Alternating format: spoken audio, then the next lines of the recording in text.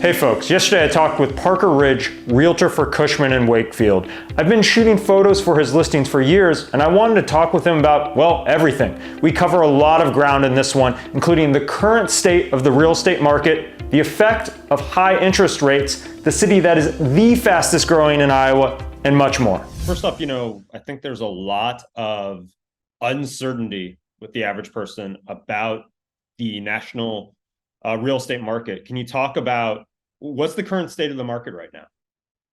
Yeah, I think let's back it up to the economy first, because it all has a rippling effect. So, a lot of predictors are out there saying a recession is still more than likely.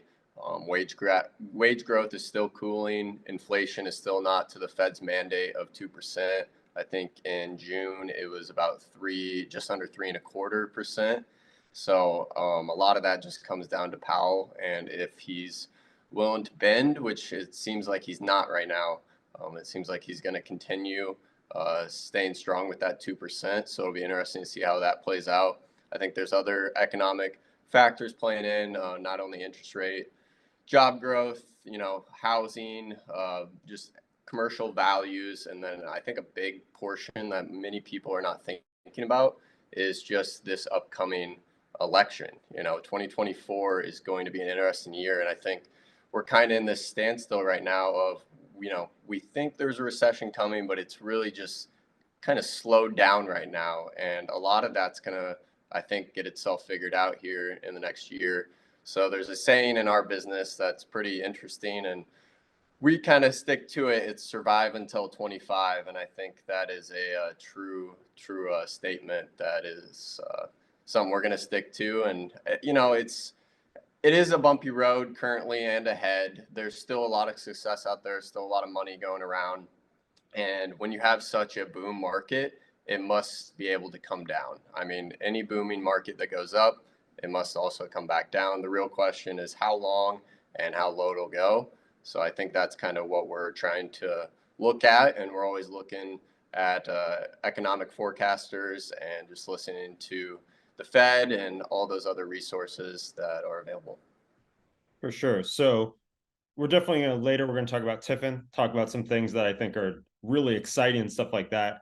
I guess staying on this though, for now, how do those high interest rates, can you talk about how do they impact the average residential real estate person? And then also, what's the effect for commercial? Yep, absolutely. So huge effect. We had record low interest rates coming out of COVID there, just with so much stimulus being thrown out. A lot of money was being spent. On the residential side, people were getting record low interest rates. They were locking those in for 30 years. So great buy. It's just that balancing act of price and interest rate. So now we're seeing the interest rates bump up, but it seems like costs are still high. And that's causing those prices to still be high.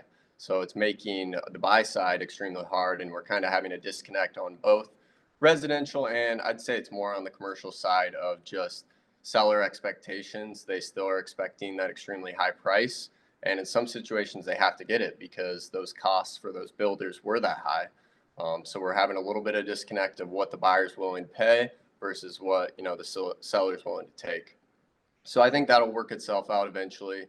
That just goes with demand or supply and demand per norm. So that'll be interesting. I think it has more effect drastically on the commercial side because when you're talking about $200,000, $300,000 home loan, it's not insignificant. But when you're talking about a $5, $10, $20 million loan, that 3% jump in an interest rate is huge, and it can kill deals, and it can cause some real significant issues on a landlord or an owner's side trying to navigate that LTV and cash flow.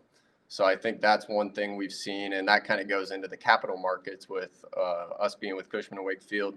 We have a large pool of resources, one being a large capital markets team.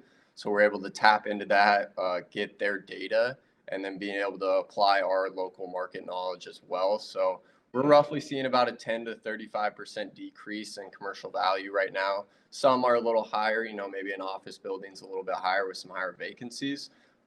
But that over an average, that's kind of what we're seeing.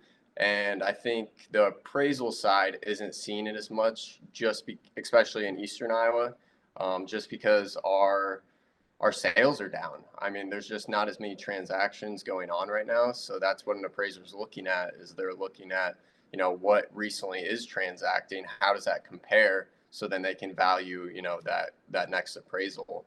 And we're seeing about 75% down in sales nationally.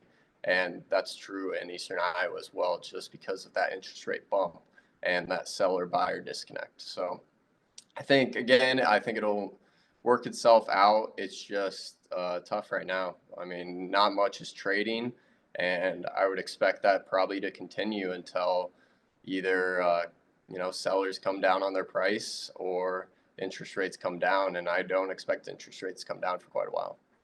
For sure. You talked about a couple of factors there. One thing you talked about a little bit was Cushman Wakefield's kind of some of the data you guys have and stuff like that helps you get some insight that maybe some other players don't have. Can you Yep. talk about what makes a good commercial real estate agent? What takes you to that next level? Yeah, absolutely. I think one, you have to love the business. I mean, absolutely, you got to love real estate. You got to love people, because that's at the end of the day, that's what we're in the people, making people happy business.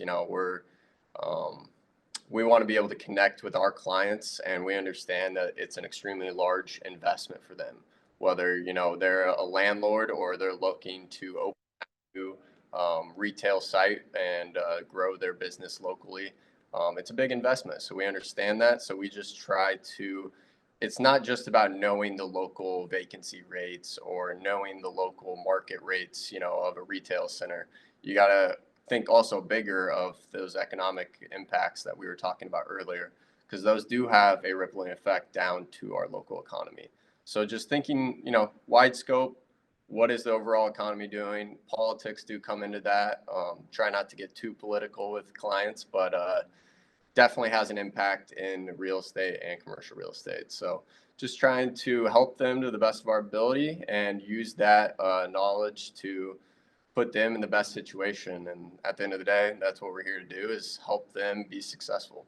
Before we talk about this listing in Tiffin, let's just talk about Tiffin, period. That place is blowing up right now.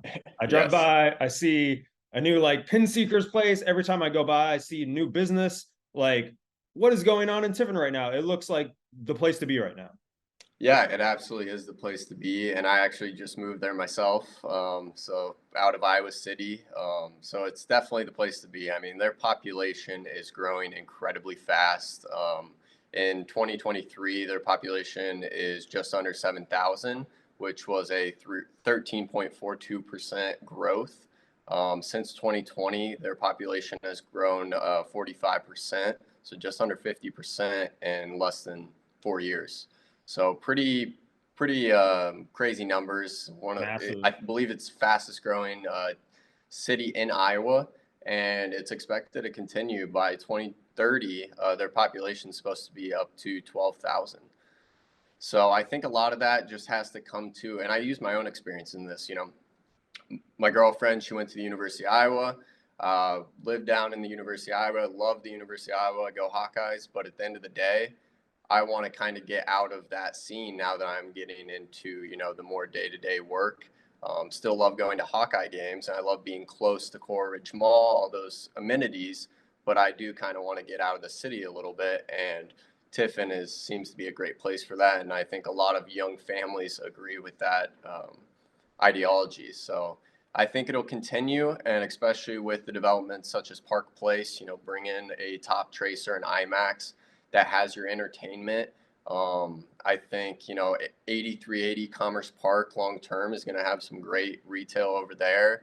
You're having Tiffin West, who's going to get some industrial users over there for the employment of Tiffin. I think they got it. They got it all going on in Tiffin. So I think it's going to. I continue to expect it to grow. I expect more multifamily, more housing developments over there, and then the retailers will just continue to follow the housing. So the retailers always want to be by those rooftops, and so as you get more rooftops, you get more retailers, and they're getting the rooftops right now, and they're going to continue getting them. So 8380, Uh, it's right by the interstate. I see it right there when I was taking drone photos. Uh, Tell me about it. Yeah, absolutely. I think a big draw to that is that interchange that's getting redone. That's expected to be done this year with some landscaping finishing up next year.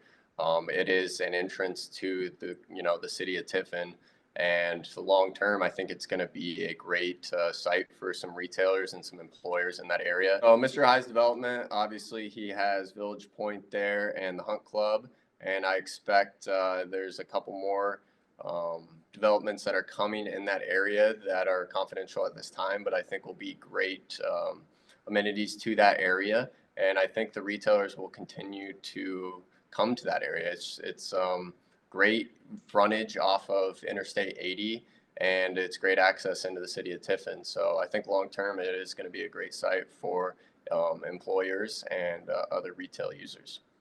I've kind of seen the end flyers you guys have.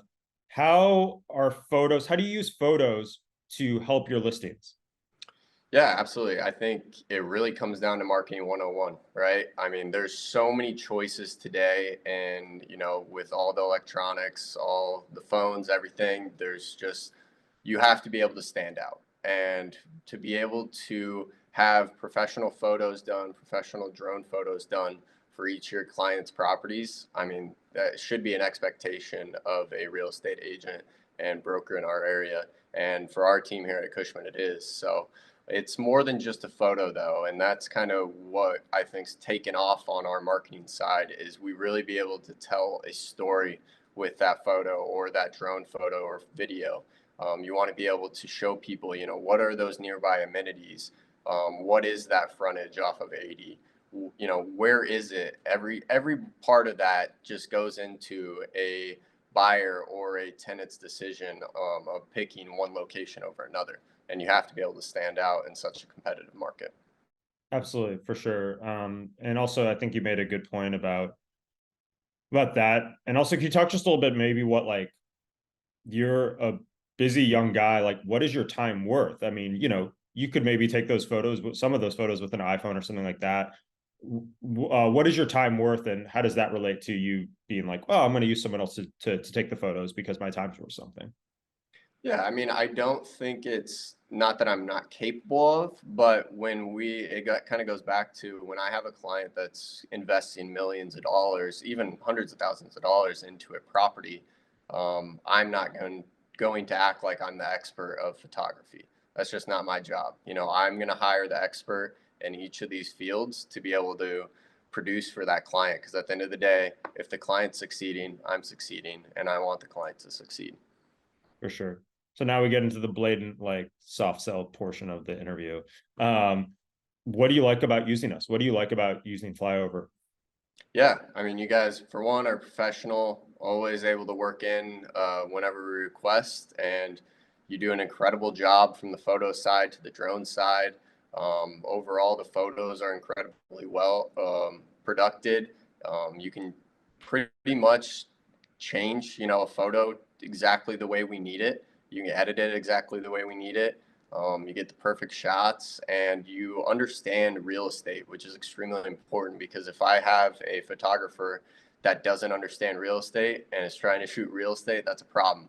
So to be able to understand real estate like Flyover does is an extreme advantage and why we continue to use them.